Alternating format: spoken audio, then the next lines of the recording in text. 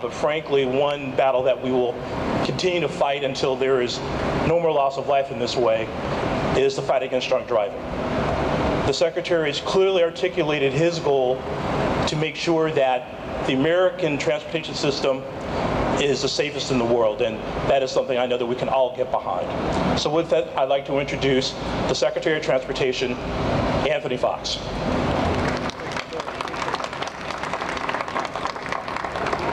Thank you, David, and you're one of many special guests here today that I want to acknowledge at the outset. And good morning, everyone. I also want to acknowledge this morning Jan Withers, who is the president of Mothers Against Drunk Driving, and who personally knows the pain of losing a child to a drunk driver.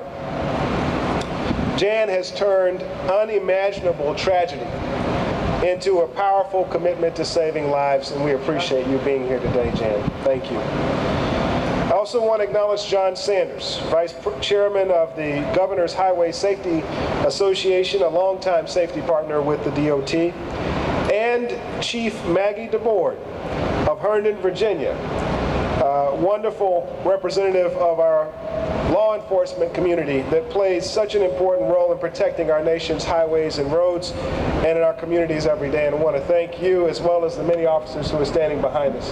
Thank you very much, Chief.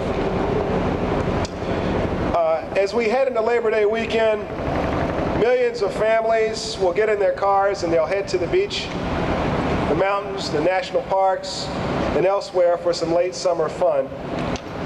It's a time-honored tradition and a great way to spend those last days of summer before school starts.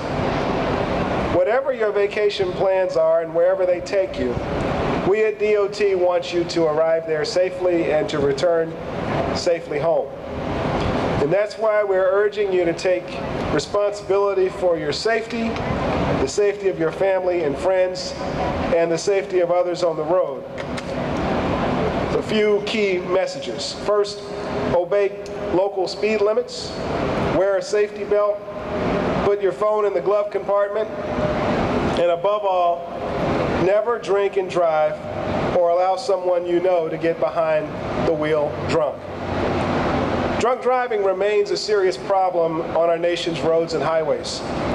It's a deadly crime that comes at a devastating cost, destroying lives and tearing families and communities apart. In 2011, the U.S. experienced more than 6,500 drunk drivers who were killed in car crashes. That's 6,500 families who lost a loved one, a father, a mother, a sibling, a child, because of a terrible choice. But that doesn't even tell the whole story. It doesn't tell the story of innocent victims who've been lost because someone else made a choice to drive drunk. 3,000 in total, represented by the flags in front of me. More than 1,600 victims of drunk driving were passengers in a drunk driver's vehicle. Their children sitting in a back seat, their loved ones and friends sitting next to the driver. They're people who trusted and cared for the person who had too much to drink before getting behind the wheel. More than 1,000 victims were motorists in other vehicles going about their daily lives. A trip to the movies or a ride home from a baseball game cut short because they just happened to be in the wrong place at the wrong time. And more than 700 victims involved in a crash with a drunk driver were pedestrians or bicyclists.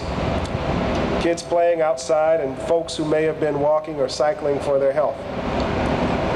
These lives, nearly 10,000 of them in total, are what's at stake when we talk about drunk driving. And that's why from August 16th, 2013 to September 2nd, more than 10,000 police departments and law enforcement agencies across the country will be out in force to crack down on drunk drivers.